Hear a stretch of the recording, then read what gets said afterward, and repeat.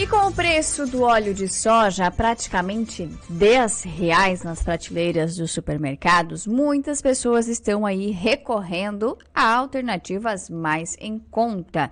E nesse cenário, a banha de porco voltou aí ao protagonismo na mesa de muitos brasileiros. E é ela, a banha de porco, o nosso tema hoje do Pitadas. E quem vai nos ajudar com esse assunto é a nutricionista e professora universitária, a Fabiane Fabres, ela que já está conosco aqui mais uma vez por vídeo. Oi, Fábio, tudo bem? Bom dia.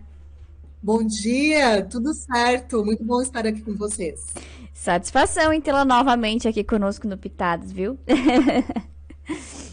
Ô, Fábio, vamos lá, né? Com que olhos aí os nutricionistas observam, então, essa mudança de comportamento, né? Porque a gente já teve essa história aí com o ovo, né? Uma época o ovo não era bom, depois ele voltou a ser bom. A gente tá presenciando algo parecido aí com o óleo de soja e a banha de porco? Então, né, a nutrição é uma ciência e a gente tem que se pautar em estudos, né, Dai? Então, às vezes, muita coisa também que a gente vê pela internet não tem muito embasamento. Ontem eu fiquei apavorada que eu estava dando uma olhada, assim, em alguns estudos, e quando a gente abre alguns sites que não são científicos, eu vi até que banha de porco fazia bem ao coração, e ao contrário. Então, a gente tem que pensar muito bem de onde a gente tem que pegar essas informações. Claro que a banha de porco é uma gordura natural, é saudável, mas é uma gordura saturada. Então, quando eu penso em orientar coletividades, né, por exemplo, eu vou dizer hoje aqui para vocês, olha, todo mundo deixa de usar, né, outras fontes de gorduras insaturadas, que, na verdade, as gorduras insaturadas a gente não produz, colesterol a gente já sintetiza todos os dias, então, se a gente não quisesse mais comer colesterol na dieta, não teria problema nenhum, né? Mas, enfim, não daria, porque eu teria que avaliar, Dai, por exemplo, o que cada um consome, né? Então, se é uma pessoa que já tem um consumo elevado de carnes, de manteiga, de creme de leite, né? Às vezes até mesmo frituras, alimentos industrializados, enfim, eu não orientaria o uso da banha de porco, né? Porque ela também ajudaria no aumento de colesterol e talvez associada a esses alimentos já consumidos, fosse promover aí algum tipo de doença cardiovascular. Então, a gente tem que pensar, quando orientar, avaliar a dieta do indivíduo. Já uma pessoa que tem o consumo, por exemplo, de boas fontes de gorduras insaturadas na dieta, amendoim, abacate, faz uso de castanhas, né, usa o azeite de oliva, come pouca frituras, tem uma alimentação mais saudável, a banha de porco, a manteiga seria ideal. Então, a gente tem que pensar muito nisso também, né? Porque as pessoas realmente ficam muito em dúvidas. O que eu mais recebo, na realidade, são perguntas, né? Ah, manteiga pode? Qual é a melhor gordura para cozinhar? Né? Então, o primeiro ponto, Dai, que eu queria reforçar aqui é que o aquecimento, quando em altas temperaturas, ele vai modificar a composição desse óleo ou gordura, né? Seja ela uma gordura boa, como a banha de porco, o azeite de oliva, ou a manteiga, ou a gordura de coco, enfim, né? Porque o aquecimento acima de 180 graus, por tempo prolongado, ele vai criar substâncias tóxicas nessa gordura. Então, por isso que a gente orienta que fritura, né, que é um aquecimento alto e que o alimento fica em imersão, é o pior tipo de cocção que tem. E a gente não deve utilizar grandes quantidades de gordura ou óleo para cozinhar, e sim pequenas quantidades. Às vezes, a orientação é até você utilizar um azeite de oliva, por exemplo, extra virgem na comida, e cozinhar o alimento com um azeite de oliva que pode ser virgem, por exemplo, né? Que ele tem menos alteração ao cozinhar, porque a gente vai orientar o grelhar, o refogar, né? Métodos mais saudáveis de cocção para justamente não alterar essa característica da gordura. Porque quando eu frito, né, por mais que eu frite com a banha de porco, enfim, mas eu estou alterando a composição química dessa gordura e realmente estou ali propiciando substâncias tóxicas, como a proleína, que é cancerígena, substâncias inflamatórias. Então, esse parâmetro a gente chama de ponto de fumaça da gordura do óleo, né? É o que vai realmente estabelecer a característica desse tipo de gordura, né? Então, é bem importante a gente pensar nisso, né? Então, na hora de cozinhar, usar o mínimo possível, né? E sempre preferir um óleo, um azeite, por exemplo, que é monoinsaturado, né? O azeite de oliva, por exemplo, é uma gordura monoinsaturada, a gente precisa consumir, a gente não produz, nosso corpo não produz, ela é essencial, né? Então, seria um tipo de óleo muito indicado, né, para a gente estar utilizando no preparo dos alimentos, por exemplo. Uhum. Fábio, ouvindo você falar aí a respeito da gordura, né, e de você às vezes aquecer ela muito, eu imagino que essa sua explicação também se aplica ao não reaproveitamento do óleo, né, porque se fala muito disso, embora a gente saiba que se faz muito isso, isso também se aplicaria então à banha de porco. Não é interessante você ficar reaproveitando ela. Exatamente, daí não, porque todo o aquecimento, por mais que ele também não atinja essa temperatura mais alta, ele já está modificando a estrutura, né, as características do óleo ou da gordura. Então, a gente não deve reutilizar. Eu percebo também que as pessoas às vezes fazem isso, né, com os óleos ou com a banha de porco, enfim. Então, usou, né, principalmente se for para fritura, usa apenas uma vez, porque não vou dizer assim, ah, não pode mais comer fritura. Não, a gente, dentro de uma dieta saudável, uma vez ou outra, tudo bem. Mas eu ainda sempre oriento as pessoas, né? Olha, quer comer fritura, faz em casa. Porque às vezes a gente não sabe se na rua aquele óleo foi trocado ou que tipo de gordura eles estão usando para fritura, ele pode estar bem oxidado. Então, ele se torna muito inflamatório para o nosso corpo, né? Então, quer fazer uma friturinha, às vezes faz em casa, descarta, mas que não seja com frequência, né? Porque isso, claro, vai ocasionar problemas bem graves assim à saúde das pessoas também, né? Então é sempre importante também, daí já que a gente está falando aqui de gorduras, né?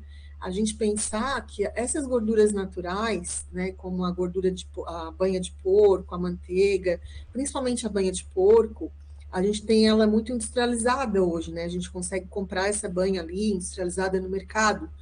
Porém, eu sempre oriento também, se caso a dieta permitir usar a banha, né, não tem nenhum problema de cardiovascular, colesterol elevado, enfim, que dê para usar em pequenas quantidades, preferir a orgânica, porque essa que a gente também encontra da forma não orgânica, né, essa criação de gado, de porco, hoje em dia, pela indústria, usa muito antibiótico, ração transgênica, enfim. Então, desqualifica, vamos dizer assim, né, um pouquinho dessa banha de porco. E quanto aos óleos que você citou, né, os óleos de soja, girassol, canola, milho, eles são gorduras poliinsaturadas e quando a gente só usa essas gorduras, elas se tornam inflamatórias. Então também não é muito interessante, por ser um óleo muito refinado também, né?